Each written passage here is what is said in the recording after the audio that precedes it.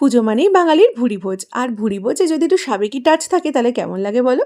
এই নতুন নতুন ফুলকপি দিয়ে আর সামান্য একটু চিংড়ি মাছ দিয়ে এই রেসিপিটা ট্রাই করতে পারো যে কোনো পুজোর দিনে দুপুরবেলা গরম ভাতের সাথে। খেতে কিন্তু ফাটাফাটি লাগবে।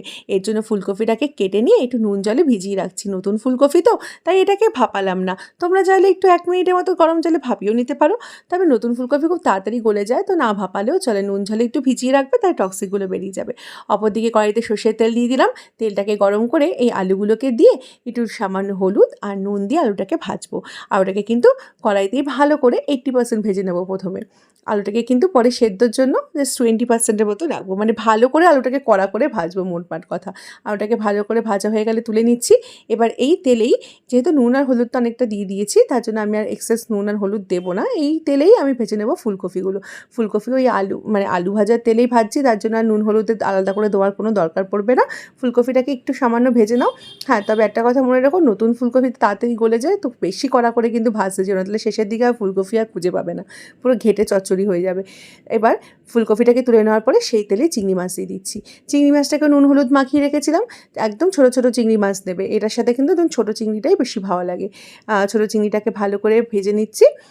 তবে হ্যাঁ, চিংড়ি মাছটাকেও কিন্তু মোটামুটি অল্পই ভেজেছি, খুব কড়া করে ভাজলে রাবারের মতো লাগে খেতে, তার জন্য অতটাও ভাজছি না, মোটামুটি ভেজে তুলে নিচ্ছি।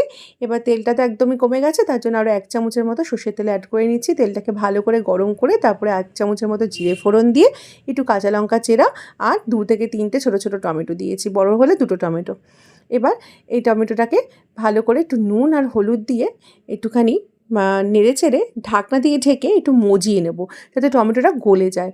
তো বন্ধুরা, তোমরা কিন্তু টমেটোর জায়গায় এখানে টক দই দিয়েও করতে পারো, তবে টমেটো দিয়ে করলে বেশি সুন্দর কালার আসে। এবার বেসিক গুঁড়ো মশলা, জিরে গুঁড়ো, ধনে গুঁড়ো, লঙ্কার গুঁড়ো আর সামান্য কাশ্মীরি লঙ্কার গুঁড়ো দিয়ে একটু নেড়ে চেড়ে তারপরে 1/2 কাপের মতো একটু জল দিয়েছি মশলাটা কষাবার জন্য। দিয়ে এবার এটাকে, টমেটোটা এখন পুরোপুরি না গলে যায় ততক্ষণ পর্যন্ত কিন্তু মশলাকে কষিয়ে নেবো, আর উপর দিয়ে যতক্ষণ না তেল ছেড়ে দেয়, মানে ওই 2 থেকে 3 মিনিটের মতো হাই টু মিডিয়াম ফ্লেমে কষিয়ে নিয়ে তারপরে এই ভেজে রাখা ফুলকপি, আলু, চিংড়ি মাছটাকে দিয়ে একটু নেড়ে চেড়ে নেবো। তারপরে এর মধ্যে দিয়ে দেবো সামান্য একটুখানি চিনি, স্বাদের ব্যালেন্সের জন্য, যেহেতু অনেকটা টক দিয়েছি তার জন্য স্বাদের ব্যালেন্সের জন্য 1 চামচের মতো জাস্ট চিনি দেবো। আর দেবো একটুখানি ঘি, আর দেবো একটুখানি গরম মশলার গুঁড়ো। তারপরে 1/2 কাপের মতো জল দেবো। দিয়ে এবার মশলাকে ভালো করে মিশিয়ে নিয়ে হাই ফ্লেমে এই যে ঝোলটা দিয়েছি সেই ঝোলটাকে পুরো টানিয়ে নেবো। এটা কিন্তু বেশ খানি ট্যালট্যালে ঝোল, এটা কিন্তু একদমই ভাল লাগে না ট্যালট্যালে ঝোল, এটা কিন্তু গা মাখা ঝোলই বেশি ভালো লাগে। তো এটাকে একটু টানিয়ে নেবো যতক্ষণ না ঝোলটা একটু টেনে যায়। ঝোলটা টেনে গেলে তারপর গরম গরম পরিবেশন করব। রেসিপিটা ভীষণই ইজি, যে কেউ তোমরা এই রেসিপি দেখে বানিয়ে নিতে পারবে, তবে স্বাদের দিক দিয়ে কিন্তু নামি দামি রেস্টুরেন্টের সাবেকি রান্নার থেকে কোনো অংশে কম হবে না। পুজো ঘণ্টার দিনে বাড়িতে এরকম একটা গরম ভাতের সাথে এই রেসিপিটি ট্রাই করে দেখো। আর যদি ট্রাই করো তাহলে কমেন্টে জানিয়ে তোমাদের রেসিপিটি কীরকম লাগলো। আর যদি ভালো লেগে থাকে তাহলে কিন্তু শেয়ার করতে ভুলো না বন্ধুরা। আর হ্যাঁ, আমার চ্যানেলটি যদি ভালো লেগে থাকে তাহলে প্লিজ চ্যানেলটিকে সাবস্ক্রাইব করে আমার পাশে থেকো।